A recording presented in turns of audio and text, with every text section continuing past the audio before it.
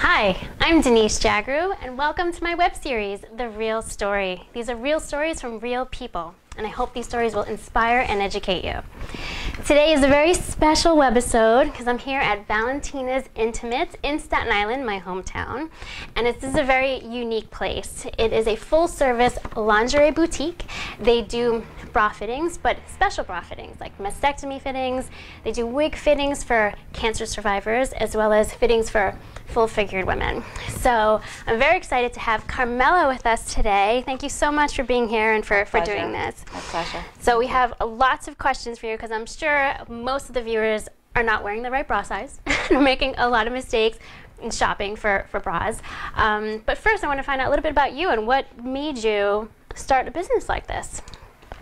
Well, I had started it 24 years ago because I wanted to own my own business, and I didn't really know what I wanted to do, but I knew that it had to be something that people would have a need for. So because I was larger-breasted my whole life, it was always very difficult for me to purchase bras, and I would have to go to a specific shop in Brooklyn. My mom would take me, and I hated the experience because they didn't make bras in 32 double D, 40 years ago. So everything had to be taken in. I had to get a bigger bra size to compensate for the cup, but I also had a passion for pretty things. As you should. And I could never do that. So I thought about opening a lingerie shop with specializing in bridal, doing baskets, bridal lingerie, because I always loved fabrics. And that's what I did. I opened up a small shop on Old Town Road 24 years ago, and my children went to St. Dorothy's right around the corner, so it worked perfectly. And I thought about specializing in larger breasts sizes, and then because my mom had had a bilateral breast cancer surgery when I was 19, I thought about maybe incorporating that as well. So it was a learning experience, but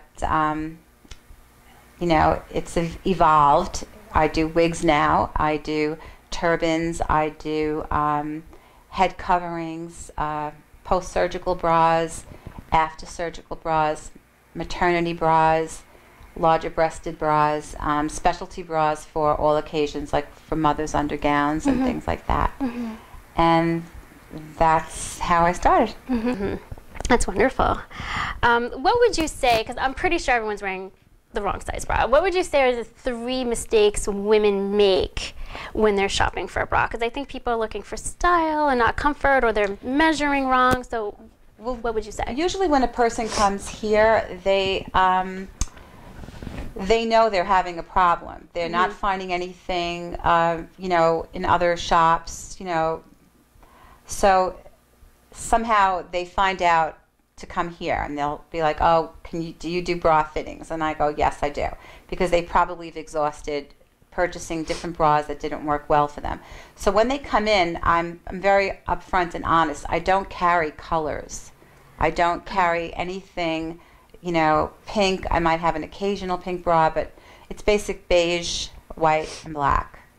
So I tell them that, right up front, and I kind of feel them out if they're looking for a sexy kind of a bra or a very good fitting bra that will still look nice but not lacy. I don't. They can go to Victoria's Secret for that. Or they can go to Macy's. They can pick up any kind of a sexy bra. It's just, I'm into a well-fit, full-figured look.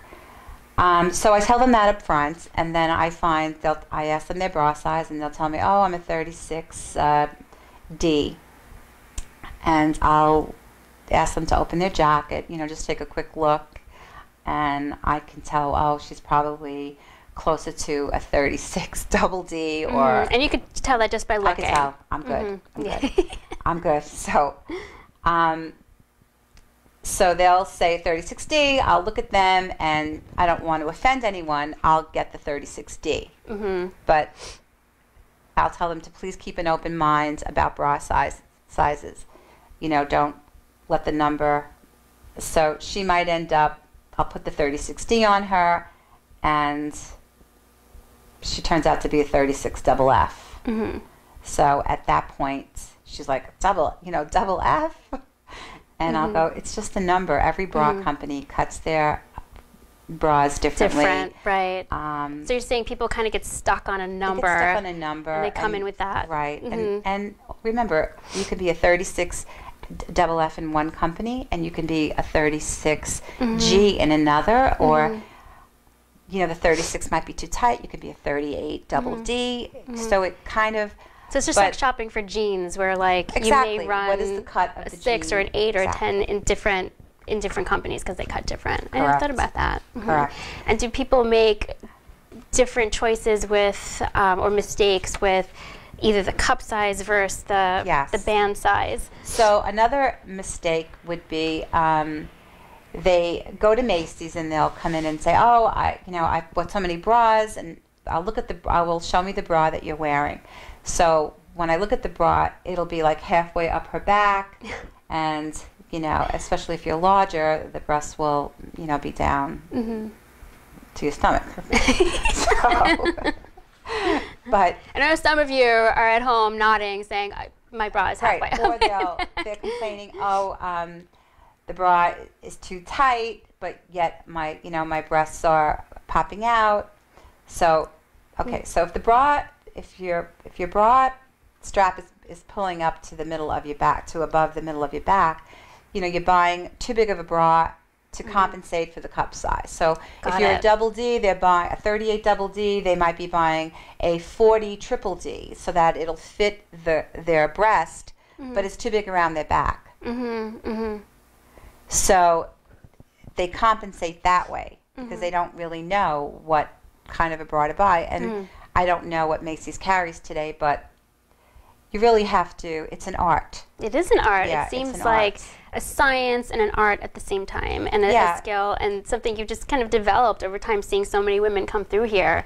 Well, because I have my own issues. Right. It's not easy for me, and I own the shop. Right. So it's really not.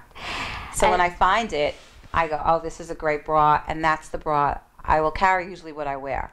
So, but I think when you find the right bra, that's your bra. That should be your basic bra. Naturally, we all like a sexy bra. We all like a lace bra. We all like a low plunge if we're going out. So, there are bras for those occasions. But on a daily basis, I believe comfort, that the breast is completely, lifted and covered, and that it looks neat in sweaters and things like that is important. So you feel like another mistake is people want to have one bra for like every outfit, or one type of bra. A lot of girls will come in, I want a push-up. Well, a push-up is great, but if it's not a neat push-up, it looks sloppy. You look like you have 4 breasts.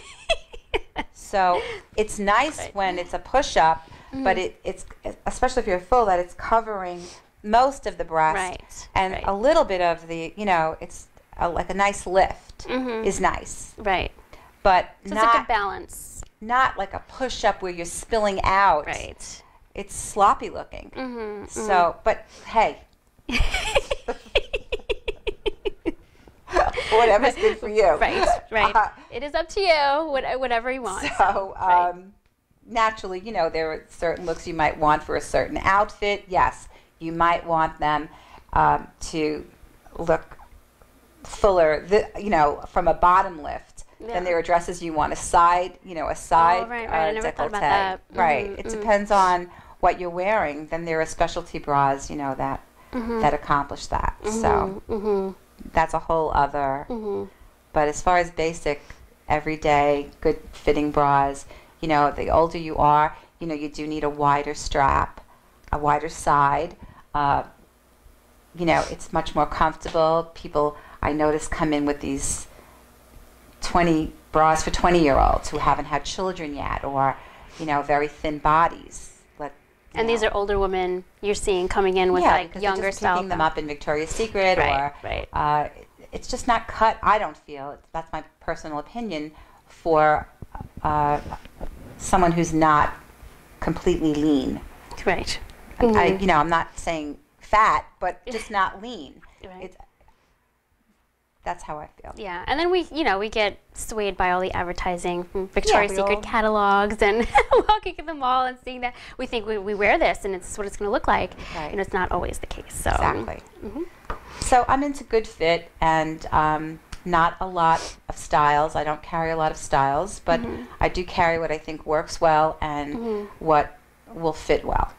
So comfort over style, right? That's Valentina's. Do you see smaller breasted women as well, or because I feel like every woman is wearing the wrong size bra because you can make many mistakes being small breasted as well. As I had someone yesterday who she was a 36A, and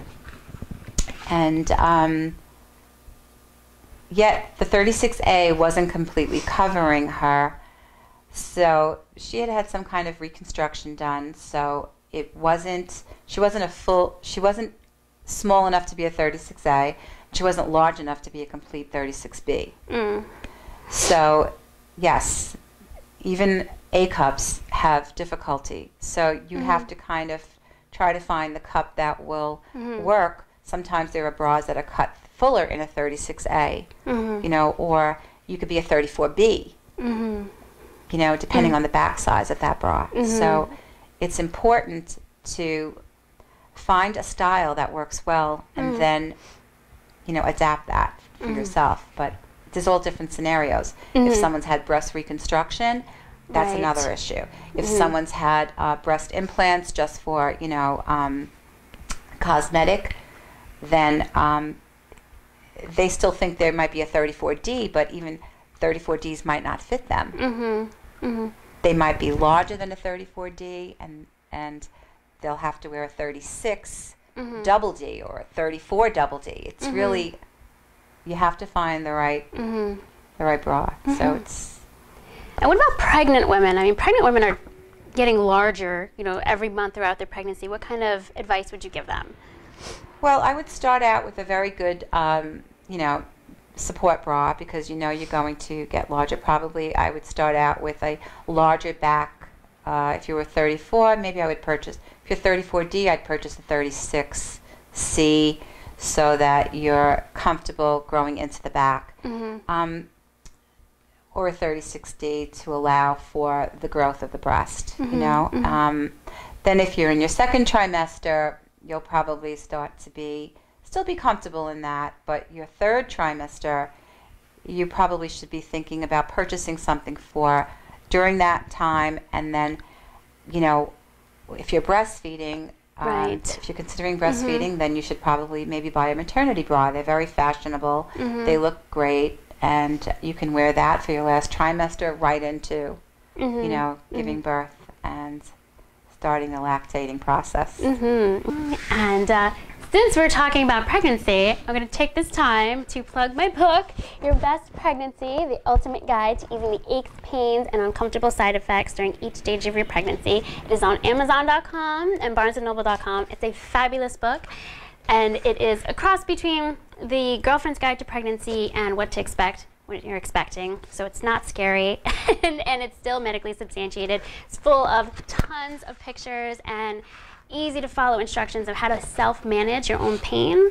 And if it's back pain, pelvic pain, neck pain, shoulder pain, we have lots of great exercises that you can do using household items.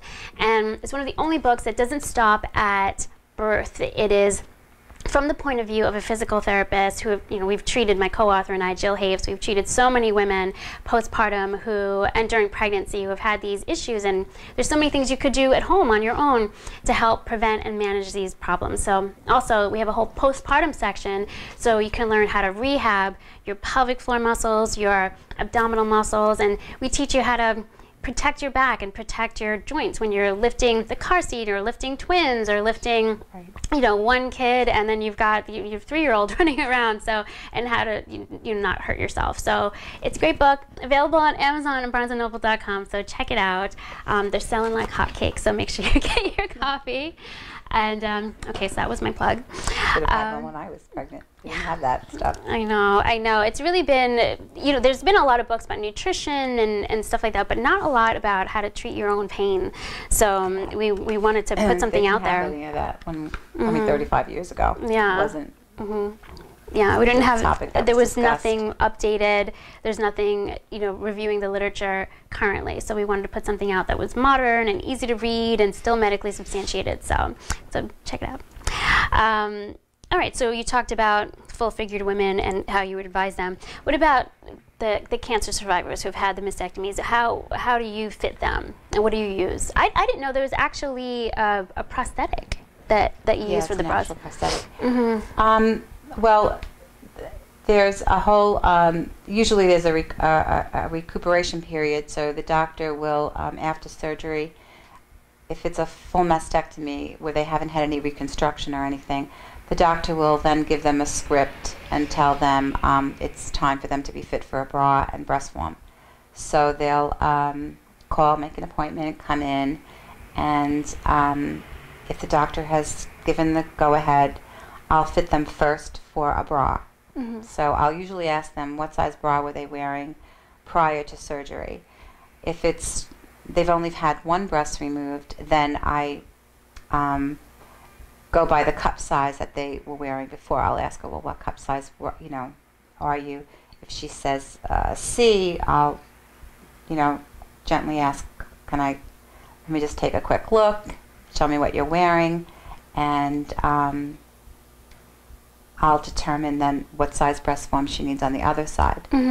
So it's first the bra, and then once the bra fits the remaining side well, then I'll know what size prosthetic to put in. Again, shape matters also, because some women are fleshier on top, some women need more flesh on the side, so breast forms come in different styles and sizes and different types of silicone. So depends on how much projection, how do they need an asymmetrical, a teardrop. So a few different things go, but that only gets determined when you try the bra and prosthetic on. Can we see some? Oh yeah. So this is so this would be a bra. So this is a mastectomy bra. It's a seamless bra, so it works well under sweaters, and most women like seamless bras. It's a pretty updated version of a regular everyday bra, and anyone can wear it. It doesn't mean you have to have had surgery. So there's a pocket inside that, if you can see it, it's cotton lined, but there's a little pocket. And let me get the breast one. So I didn't know there was a prosthetic. I thought that they just kind of there's foam or something where they stuffed the bra and tried to make it look fuller, but there's an actual prosthetic breast. A nice little carrying case. And so this is what a breast foam looks like. Okay, so it's made of silicone. And they're usually, depending on the back, depending on also the surgery site, they're usually a little concaved, but some of them are more concaved and different. If you're wearing it in a pocket, some women prefer not to wear it in a pocket, so they have different breast forms that will adhere to the chest wall cavity in a different way. And how much would you say it weighs? Well, this is a small breast, so if you were to hold your own tissue in your hand, if you were full figured, it would feel heavy to you. But once it's in the bra, it's the bra that does the work. So it would just go in here, and if the bra is fitting you well, you won't even know you have it on, because so that's what's supporting it. The bra is doing the work. But if people complain about the breast form being heavy, it's because they're not wearing the proper bra. But it could be a few pounds if you're a full-figured woman. If you're 13, I mean, those are big. Those are big breasts.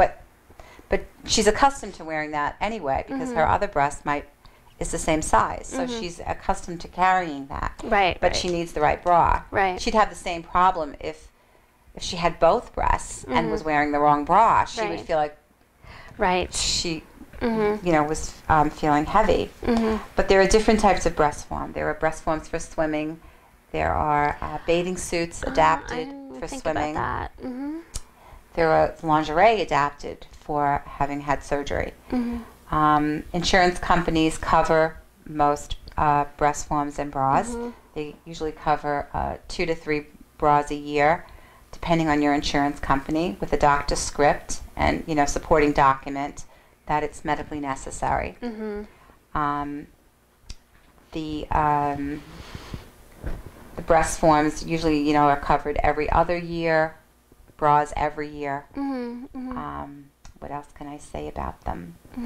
Depending on their surgery, a lot of women today have had reconstruction, so they don't need a full breast form. They only need a shell, which after they've had the surgery, sometimes they just need that little bit of projection so that they can fit a bra and it looks smooth. Some women don't need it. Some women can just go right into their, a bra, but it depends. There are a lot of different scenarios that play out. Did they have both breasts removed? That's a completely different story. That's usually a little even easier to fit because it's... Right, because you don't have to match, per se, the other side. Well, that also because sometimes the chest wall is not the same on one side to the other. That chest wall might protrude further out, so they need a smaller breast form on that side, a larger one on that side. It's really a case of just measuring them and seeing what works best. They should usually bring a sweater or different tops to make sure that when they leave, they feel, satisfied with the way they look. Naturally, it's traumatizing the first time, and when they go home, then I always tell them, well, go home and, if you have any daughters, let them look at you, and if you have any problems, just, come back. Do you feel like you're giving them their, femininity back? I think a lot of women worry that they won't be able to wear their, clothes and that life has be so different, and then when they see that they look perfect again, that, only they know. I think they're very happy. Yeah, I mean, I feel that way. I hope, I do. I try to do the best that I can when I fit someone because, I always have my mom in mind. Right. That's the truth. So I always think of my mom, and 40 years ago they didn't have That's true. a lot. So she was very limited in her choices, and so yeah, I think so. And you also do wig fittings. Yes, that came about probably 10 years ago because insurance companies didn't cover wigs, and not all insurance companies covered prosthetics. So wigs happen to fall under the category of a prosthetic, especially if they're undergoing chemo. So it kind of evolved because I do accept insurance, and people get reimbursed only if they go to, an in-network provider for the most part. So how do women feel when they're getting the wig? Yeah, it's fun. It depends on their, it depends on the mindset. It's traumatizing. Right. It is. It's traumatizing, but it's a short stint, and everyone comes in a different way. How they view their what's happened or the type of illness that they're enduring. It's hard. If it's mostly temporary. I do see my women come back year after year. That's positive to me. And when they come in with their children, they'll be encouraged, oh, Ma, try something, a different color, or it's it fun. Can really be playful I with think it's fun. Yeah. I'm a frustrated hairdresser. But it's fun to see, and some women look wonderful in any wig you put on their head. Yeah. They look great. Some women, no. You have to find that one wig that looks just right on them. And frames their face. Exactly. But you see, when they come into you, if they don't have their hair, they're like a blank palette to you, to me.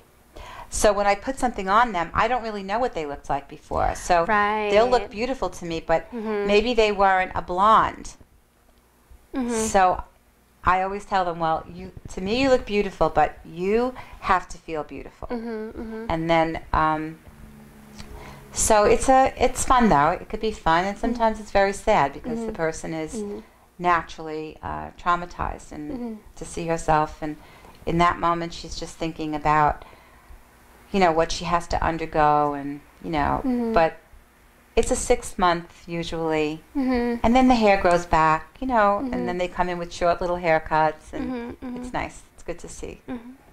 And so the name of this show is called The Real Story. So can you share with us what you think is a real story and what you've been encountering over the years? Well, a real story is, the trend has been the last, I guess, 5-6 years. I don't know an exact number, but the trend has been for women to have lumpectomies. And so being here, every day and doing this for a living, I've seen, well, this is my own personal view because, again, my mom had bilateral breast cancer, Right. so it's a concern that I have all the time, and every woman that comes in here is a learning experience for me. So I take it. I listen. I listen to who are the doctors, who did their surgery. I look, and I store my info. But I feel that the real story is you go for the lumpectomy, and it's nice to keep your breast, but then it starts, that cycle starts, where you have to constantly go for your tests, and every 6 months, and then and then, always you're apprehensive. And then usually, I've seen it a lot where they might have had 2 lumpectomies, and then finally they have to go for the mastectomy. So I wonder, for myself, would I just go for the mastectomy? So I don't have to be on that roller coaster. But I don't know. I think it. I don't really know until you don't really know until you're in it. But that's something I think about all the time. And then I think about, okay, so you're having the mastectomy. Now, do you have only the one breast removed, or do you do both of them? For myself, I think I would have both. Even if it was just on one side? Yeah, that's a definite for me. Be done. Only because I'm large-breasted, and I see the weight problem. Just walking around unbalanced if you didn't have a bra on. So that for me would be a definite. But it's not for everyone. Reconstruction is another issue. I don't think my personality is not for reconstruction. But that's me. I've seen beautiful reconstructions. And are they all the same? No. No, and that I also feel that's another real story, that women should definitely speak to women who have had it before they do it. Speak to women who have had the different experiences and how they feel afterwards. It may not be what you're imagining when you go for the reconstruction. It may not be perfect. Well, there are different stories. Everyone has a different story, a different experience about it. Who's been happy and who hasn't been. Has perfect, perfect reconstruction, no issues, no infections, no rejection. And then there are people who have had both breasts reconstructed and had an issue with one, and one has to be removed. And then I just think ask. Like I don't. That's my personal. Well, it makes sense, right? I mean, if you're going for any surgery, you want to know, how the surgeon's experience and patient's experience have been from that surgery, and how the recovery has been. So before jumping into something that major, you want to make sure that you have all the information and you've researched it. So. Well, thank you so much for being here. I hope you learned something today. I learned a lot today. I didn't even think about half of the things before. I didn't consider all the things she was talking about what you should look for when you're bra shopping, whether you're small-breasted or full-breasted or, a cancer survivor. This is such a great place to come and visit and check out. You also have jewelry, and you have lots of jewelry, nice bridal lingerie, swimwear as well. Swimwear, and she's on Highland Boulevard between Garrettson and Seaview Avenue, up the block Seaview. from Staten Island University Hospital. And I'll be putting her information if you need to get in touch with Camilla. And I'll be putting my information as well if you need to reach out to me and ask me a question. And thank you for tuning in. Thank you again for being here. Thank you. And so tune in next week. We'll have more real stories. Thanks for tuning in. Bye. Bye.